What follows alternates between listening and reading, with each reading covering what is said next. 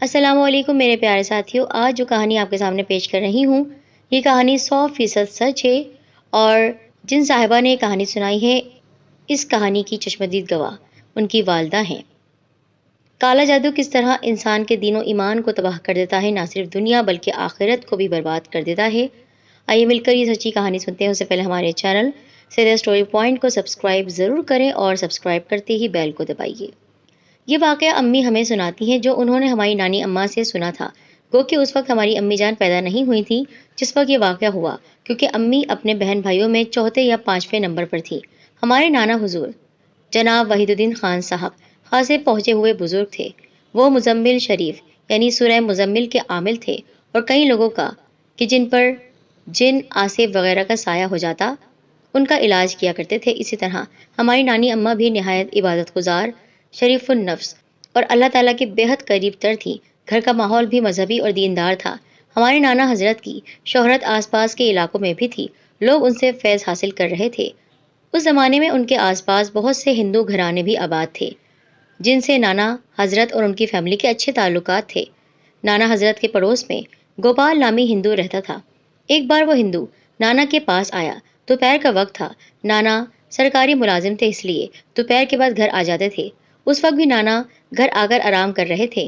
نانی اماں کی اس وقت اولادوں میں ایک بیٹا اور ایک بیٹی ہی تھے۔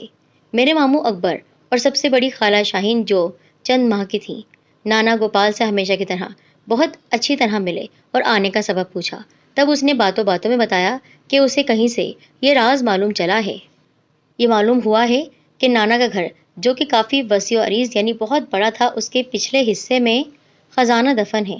اگر نانا اس کا ساتھ دیں تو وہ دونوں کروڑ پتی بن سکتے ہیں۔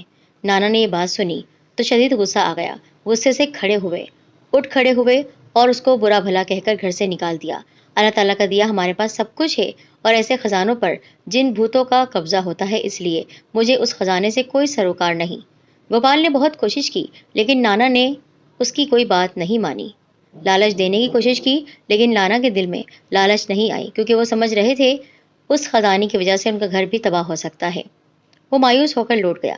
پھر اس کے بعد نانا حضرت گوپال سے نہیں ملے، بات چیت بھی نہیں کرتے تھے۔ اس بات کا ذکر انہوں نے نانی جان سے بھی کیا۔ نانی اماں بھی پرہیزگار اور کفایت شعار تھیں۔ اللہ تعالیٰ نے جو نوازا ہوا تھا اس پر خوش رہنے والی تھیں، یعنی لالچی عورت نہیں تھی۔ وہ بھی نانا کی بات سے متفق تھیں۔ اس لیے مجھے اس سے کوئی سروکار نہیں کہ میرے گھر کے پچھلے حصے میں یا میرے گھر کے بیچ میں کوئی خزانہ دفن ہو، کیونکہ میرے دل میں لالچ آ ہی نہیں سکتی ہے۔ اس نے بے انتہا لالچ ڈالنے کی کوشش کی، طرح طرح سے جھانسے دیے کہ آپ کی زندگی سنور جائے گی، آپ کی اولادیں بلکہ آپ کی نسلیں عیش کریں گی، وہ خزانہ نکال لیتے ہیں، آپ مجھے بھی کچھ حصہ دے دیجیے گا، آپ کی خوشی ہوئی، ورنہ تو آپ ہی رکھ لیجیے گا۔ یعنی اس طرح بھی اس نے منانے کی کوشش کی، لیکن نانا حضرت کے دل میں کوئی لالچ نہیں آیا۔ بزرگوں کے دل میں لالچ کیسے آ سکتی ہے جبکہ وہ جانتے ہیں کہ ان خزانوں پر جنات کا بسیرا ہوتا ہے، اور اگر اس خزانے کو وہ اس مال اور دولت کو وہ لے لیتے تو ان کی زندگی تو کیا سنورتی، ان کی آنے والی نسلیں بھی تباہ ہو جاتی۔ گوپال مایوس ہو کر لوٹ گیا۔ پھر اس کے بعد نانا حضرت گوپال سے بات چیت بھی نہیں کرتے تھے۔ اس بات کا ذکر انہوں نے نانی جان سے بھی کیا۔ نانی اماں بھی پرہیزگار اور اکتفا کرنے والی خاتون تھی، یعنی جو کچھ اللہ تعالیٰ نے عطا کیا ہوا تھا، جو کچھ ان کے شوہر کی جانب سے ان کو ملتا تھا، اس پر ان کی کفایت شعاری اپنے عروج پر تھی۔ کبھی انہوں نے شکوہ نہیں کیا، نہ کبھی انہوں نے لالچی پن کیا۔ وہ نانا کی بات سے متفق تھی۔ کچھ عرصہ گزرا۔ اس روز مغرب کی نماز سے فارغ ہو کر نانا گھر آئے۔ حسب معمول نانی اماں نے نماز سے فارغ ہو کر کھانا تیار کیا اور وہ دونوں کھانا کھانے لگے۔ تبھی گوپال روتا دھوتا دروازے پر آیا۔ نانا کے پاس آ کر زاروں قطار رونے لگا۔ ہچکیاں بند گئی تھی۔ نانا کو اس پر بہت ہی افسوس ہوا اور اس کی حالت دیکھ کر بہت رنجیدہ ہوئے۔ اس وقت کے زمانے میں ہندو مسلمان بھائی بھائی رہے، ایک دوسرے سے محبت کرنے والے۔ ان کے دل میں یہ خیال نہیں آتا کہ یہ غیر مذہب کا ہے تو اس سے دشمنی ہم نکالیں گے، بلکہ نانا جان تو بہت محبت کرتے تھے اپنے آس پڑوس کے لوگوں سے۔ آپ نے اس سے سبب پوچھا، کیا ہوا بھائی، کیوں رو رہے ہو؟ نانی اماں بھی حیران تھی۔ تب اس نے روتے روتے کہا، اسے خواب آیا ہے، اور خواب ایسا تھا کہ اس کو دیکھ کر اب وہ مسلمان ہونا چاہتا ہے۔ ارے واہ، یہ تو بہت اچھی بات ہے۔ نانا نے اسے آگے بڑھ کر گلے سے لگا لیا اور خوشی کا اظہار کیا۔ کھانا چھوڑ کر اسی وقت نانا گوپال کو قریبی مسجد کے امام کے پاس لے گئے اور اس نے کلمہ حق پڑھ لیا۔ اس کا اسلامی نام عقیل رکھا گیا۔ نانا حضرت بہت خوش تھے کہ ایک ہندو مسلمان ہو گیا، ساتھ ہی اس کی فیملی میں اس کی بیوی اور ایک بیٹی بھی مسلمان ہو گئے۔ نانی اماں نے عقیل کی بیوی اور بیٹی کو تحفتاً جوڑے جائے نماز اور پھول وغیرہ دیے۔ دوسری طرف گوپال نے مسلمان ہونے کا ڈھونگ رچایا تھا۔ اس کے دل میں تو خزانہ پانے کی ہوس تھی، اور اس ہوس میں وہ بہت گھناؤنا کام کرنے جا رہا تھا۔ دراصل اس کو کسی عامل نے کہا تھا کہ تم کسی مسلمان کے خون کی بلی دو، یعنی اس کی بلی اس کو ختم کر کے تم مجھے اس کا خون دے دو تو وہ خزانہ تمہیں مل سکتا ہے، اور اگر مسلمان کمسن بچہ ہو تو بہت اچھا ہے۔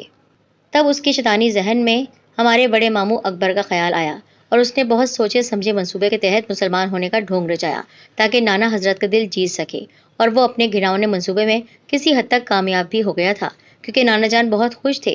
وہ سمجھ رہے تھے کہ اب اس کے دل میں کوئی لالچ نہیں ہے اور وہ سدھر گیا ہے۔ اکبر ماموں 4 سال کے خوبصورت اور صحت مند گول مٹول بچے تھے۔ اکثر عقیل کی بیٹی شکیلہ انہیں لے جاتی تھی۔ نانی اماں بھی اعتراض نہیں کرتی کہ ان کے یہاں کوئی بچہ نہیں ہے۔ اس روز دوپہر سے ہی اکبر ماموں پڑوس میں تھے۔ نانا آفس سے آئے تو شام ہو گئی تھی۔ اکبر ماموں کے بارے میں پوچھا۔ نانی اماں نے بتایا کہ شکیلہ لے کر گئی ہے، وہ منع کا بہت خیال رکھتی ہے، لیکن اب دیر ہو گئی ہے، اسے آواز دے کر بلا لو۔ نہ جانے کیوں نانا کے لہجے میں بیزاری تھی، انہیں غصہ آ رہا تھا، بلکہ انہوں نے یہ تک کہا ڈانٹ کر کہ اسے اتنی دیر تک کسی کے گھر مت چھوڑا کرو، اپنا گھر موجود نہیں ہے جو کسی کے حوالے بھی کر دیتی ہو بچوں کو۔ ارے تو کیا ہوا، بچی تھی لے گئی، ٹھیک ہے میں بلوا لیتی ہوں، اب ناراض نہ ہو۔ نانی اماں نے صحن میں جا کر آواز لگائی، کیونکہ دونوں گھروں کی چھتیں اور دونوں گھروں کی دیوار ایک ہی تھی اس وقت۔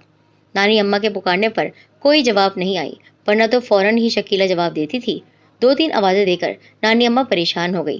نانا جلدی سے گھر سے باہر نکلے، دروازے پر لگے تالے کو دیکھ کر حیران رہ گئے۔ آس پاس میں لوگوں سے معلوم کیا، کچھ مسلم کچھ ہندو خاندان آباد تھے۔ ہاں جناب، لیکن مجھے اکبر تو نظر نہیں آیا، ایک پڑوسی اکرم نے بتایا، اور پھر ایک ہندو پڑوسی نے کہا ہاں اس نے کہیں جانے کا کہا تو تھا، پر مجھے نہیں پتا وہ کہاں جا رہا ہے، اور اکبر تو سچ میں اس کے ساتھ نہیں تھا۔ نانی اماں تو بے ہوش ہو کر رہ گئی۔ یہ کیسا انتقام لیا تھا اس عقیل کے بچے نے؟ تبھی نانا حضرت اور محلے کے لوگ ہلچل میں آ گئے۔ اسی طرح رات گزر گئی۔ نانی اماں پر بے ہوشی کے دورے پڑ رہے تھے۔ کسی کو بھی عقیل کے رشتہ داروں کا گھر معلوم تھا ہی نہیں، اس نے کتنی غلط حرکت کی تھی۔ تب نانا حضرت کی چھٹی حس بیدار ہوئی۔ اچانک وہ اٹھے، بغیر کسی سے بات چیت کیے ہوئے انہوں نے وضو کیا، نماز پڑھ کر آنکھیں بند کر کے کچھ پڑھتے رہے۔ بہت دیر تک انہوں نے یہ عمل کیا، یعنی چلہ کیا۔ ان کا چہرہ تمتمانے لگا۔ عمل کرنے کے بعد گالوں میں خون نمایاں ہونے لگا۔ یکایک ان کے چہرے پر عجیب سی پریشانی نمایاں ہو گئی۔ ایک جھٹکے سے آنکھیں کھولی، اسی وقت ان کی آنکھیں ایسی ہو رہی تھی جیسے لال انگارہ، خون نکل آئے گا آنکھوں سے۔ سرخ ہو رہی تھی آنکھیں اور غصے میں تھے۔ میں ابھی آیا کہہ کر وہ ہاتھ میں تسبیح لے کر عجلت میں گھر سے نکلے۔ ان کا رخ آبادی سے کچھ دور قبرستان کی طرف تھا۔ اچھی خاصی اندھیری اور ڈراؤنی رات تھی، اور کچھ ماحول کا اثر عجیب سا پرہول اور خوفناک ماحول لگ رہا تھا۔ ٹوٹی پھوٹی قبروں کے ساتھ ایک برگد کا بوڑھا اور پرانا سا درخت تھا۔ نانا کے عمل نے اس بات کی تصدیق کر دی کہ ان کا بیٹا کس جگہ موجود ہے۔ اللہ تعالیٰ نے ان کی رہنمائی کی۔ ٹھیک اسی جگہ پہنچے، اس پرانے برگد کے پیڑ کے پاس اکبر ماموں کھڑے تھے۔ انہوں نے پیلا لمبا سا کرتا پہن رکھا تھا، سر ان کا منڈا ہوا تھا، یعنی بال ان کے اڑے ہوئے تھے، بال ان کے کاٹ دیے گئے تھے، اور ہاتھ میں ایک رسی تھامے بہت اطمینان سے کھڑے تھے۔ ان کے چہرے پر کسی قسم کا ڈر، کوئی آثار نہیں تھے۔ رسی ان کے ہاتھ سے ہوتی ہوئی شکستہ سی ٹوٹی پھوٹی سی دیوار کے پیچھے چلی گئی تھی کہ جسے دوسری جانب سے بھی کوئی تھامے کھڑا تھا۔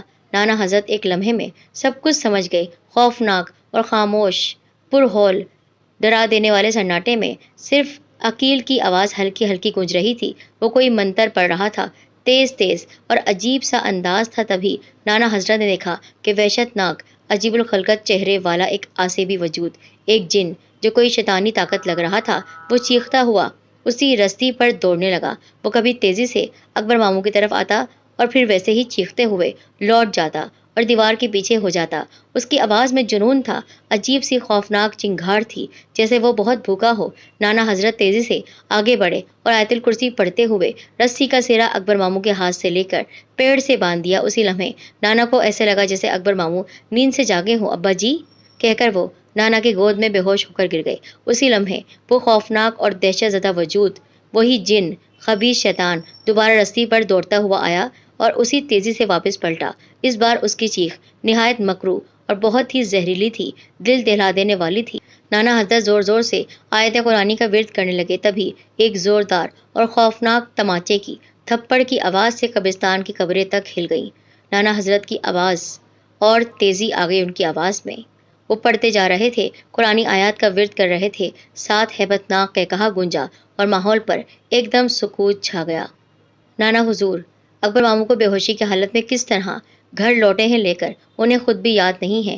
اللہ تعالیٰ نے کس طرح ان کا ساتھ دیا، بزرگوں کی دعائیں تھیں، اللہ تعالیٰ کی مدد شامل تھی، انہوں نے اپنے بیٹے کو بچا لیا تھا۔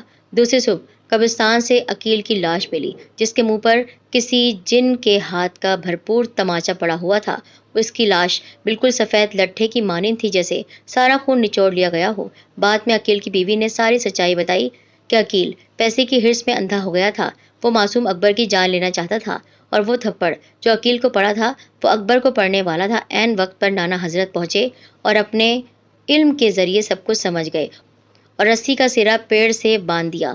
اور وہ جن، اس کی طاقت کو تو خون چاہیے تھا، اس کو طاقت کے لیے خون چاہیے تھا، اس لیے اس نے عقیل کی جان ہی لے لی۔ واقعی اگر اس روز نانا حضرت بروقت نہ پہنچتے تو عقیل اپنے شیطانی منصوبے میں کامیاب ہو جاتا، اور خزانے کی ہوس نے اس کو اتنا اندھا کر دیا تھا کہ وہ ہر چیز سے بیگانہ ہو گیا تھا، جبکہ مسلمان ہو گیا تھا، لیکن وہ کالا جادوگر رہا تھا، کالے علم کے ذریعے خزانہ حاصل کرنا چاہتا تھا۔ سچ ہے، جو دوسروں کا برا چاہتا ہے خود اس کا نشانہ بن جاتا ہے۔ نانا حضور اللہ تعالیٰ نے ان کو اتنی پہنچ عطا کی، اللہ تعالیٰ کی مدد سے انہوں نے صحیح طریقے سے، صحیح علم سے اپنے بیٹے کا پتہ لگایا۔ کالا جادو کر کے نہیں، بلکہ کالے جادو کی انہوں نے پھر کاٹ کی، کیونکہ کافی عرصے تک اکبر ماموں کا علاج ہوتا رہا۔ وہ دماغی طور پر ٹھیک نہیں تھے، وہ کئی دن بلکہ کئی ہفتوں بے ہوش رہے اور بہکی بہکی باتیں کرتے رہتے تھے۔ کیا ہوتا اگر وہ شیطانی مخلوق، اگر وہ شیطان، اگر وہ جنات خبیث تھپڑ مار دیتا اکبر ماموں کو، تو وہ تو وہیں ڈھیر ہو جاتے اور وہ ان کا خون پی جاتا۔ اگر یہ تصور ہم کر لیں تو ہماری جان خشک ہو جاتی ہے۔ اور ان ماں باپ کا کیا ہوتا جن کے سامنے ان کا بیٹا اس حالت میں پڑا ہو کہ اس کے جسم میں خون کا ایک قطرہ بھی موجود نہ ہو۔ نانی اماں کی نیکی اور نانا جان کی نیکی نے ان کے بیٹے کو بچا لیا۔